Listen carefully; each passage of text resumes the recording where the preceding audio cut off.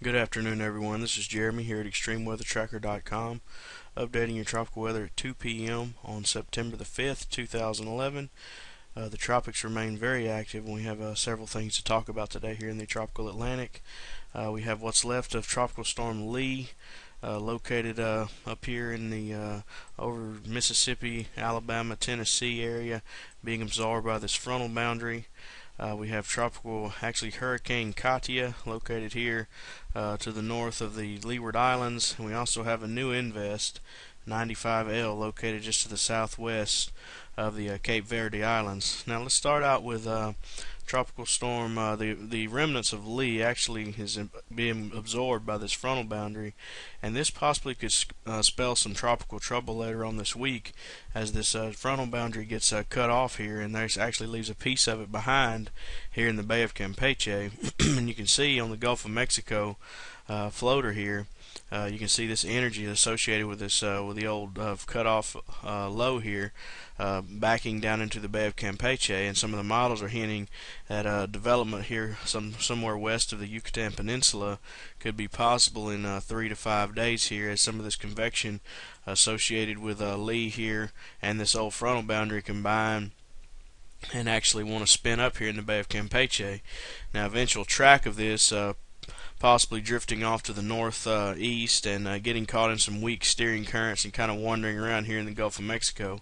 But it's too far out to tell. We don't have development yet, but this is one area that we do definitely need to be watching over the next 3 to 5 days to see if we get some sort of a homegrown tropical trouble here that we need to pay attention to. Now, secondly, let's talk about Hurricane Katia, which is looking very, very impressive on the satellite image. You can see impressive outflow on most quadrants. This south east quadrant here is a little bit restricted on the outflow, but the rest of it is just perfect. Very beautiful eye here on satellite imagery, moving off to the northwest, and I suspect she's probably a Category 3, possibly even low in Category 4 hurricane. The Hurricane Center is still keeping her at a 2, but I'm really not buying that at this time. She's much too impressive, and I actually show you the floater here, and you can see these milky white clouds here on satellite imagery, and that's indicating this high cumulus cirrus outflow. And you can see the eye wall constricting a little bit on satellite imagery here, and that's just an indicator that she is strengthening, looking very, very impressive as she moves on off to the northwest over the next few days. And let's talk about the eventual track of Katia. Most of the models have come into fairly good agreement on a track to the northwest and then to the north, and curving her out to the northeast, east of the United States between Bermuda and Cape Hatteras here. The only model that's worrisome at this point is basically the Canadian model, which actually brings her up and brings her just east of Long Island here, and brings her into the northeast United States, and this would be very troublesome for these folks that's just been hard hit by Irene. But it does appear that the Canadian is the outlier on this run, and then of course you have the Clip 5 bringing it pretty close to Bermuda over here. I feel like that eventually that Katia will recurve somewhere in this area here, but the only thing that worries me is the remnants of Lee that's located here over the Ohio Valley, basically. Then some of the models just show Lee kind of sticking around over here, and if that's the case, it would basically cause a dip in the jet stream somewhere like this, maybe a little bit further back than what would be indicating that would take Katia on this more northeasterly turn, and actually want to draw her in a little closer here before actually turning her out. And so the remnants of Lee here is going to greatly influence the eventual track of Katia, but all indications are right now that Katia will recurve well east of the United States, although powerful surf and rip currents would be felt along these coastal areas here, and Bermuda would definitely get the eastern side of the circulation of Katia should this track here materialize. Now, I believe that all residents along the East Coast should definitely keep an eye on the eventual track of Katia, because if anytime we have a global model pointing to this solution, although however unlikely it may be, we definitely need to keep an eye on that as a potential solution. So I believe Katia is on her way out to sea. I believe the trough will pull her out, but as far as the eventual track, the models have been trending back and forth from east to west, so that's something we still need to keep an eye on. And now let's talk about this new Invest we have out here, Invest 95L, actually looking fairly impressive today. I wouldn't be surprised if this doesn't get upgraded to tropical depression or tropical storm status later on this evening within 12 to 24 hours as it moves off to the west.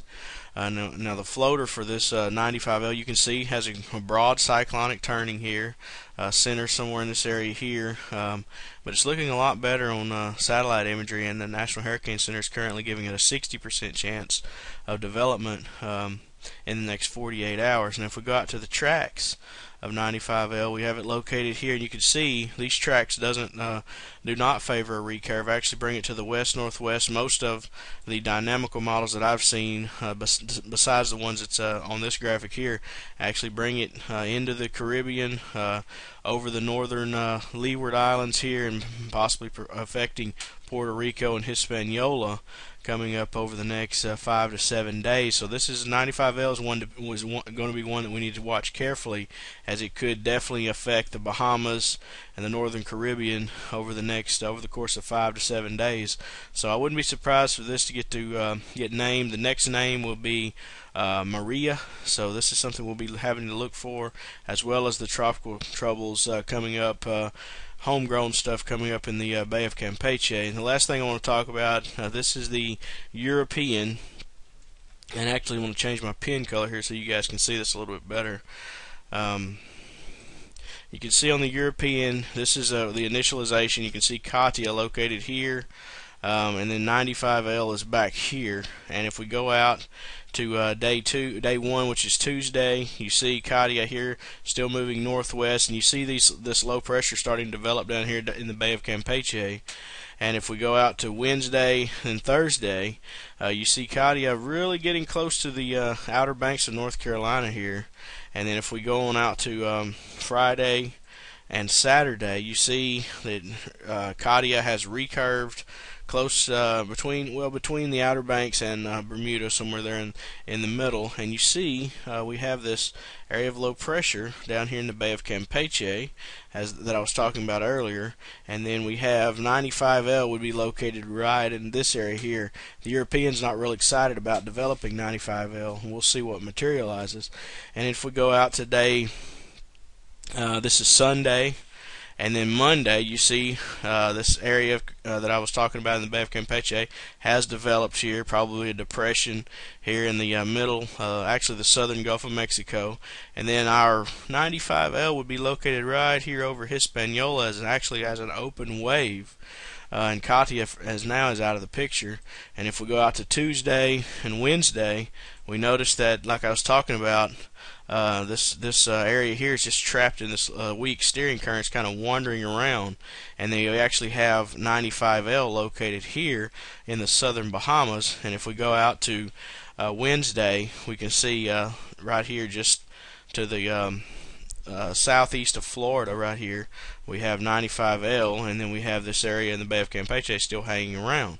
So this is going to be interesting to see how this plays out over the next few days, and we'll definitely be keeping an eye on Katia, as she is very impressive looking, and should make her closest pass to the East Coast coming up in about 3 to 4 days possibly. And then 95L is going to be one to watch coming into the Caribbean, moving to the west-northwest, staying further south than Katia did. And then we also need to keep our eyes on the Bay of Campeche and the southern Gulf of Mexico for tropical troubles that could potentially pop up there. So we'll be watching all of these features in the coming days, and I'll be updating as necessary. This is Jeremy here at ExtremeWeatherTracker.com. I'll see you all again soon.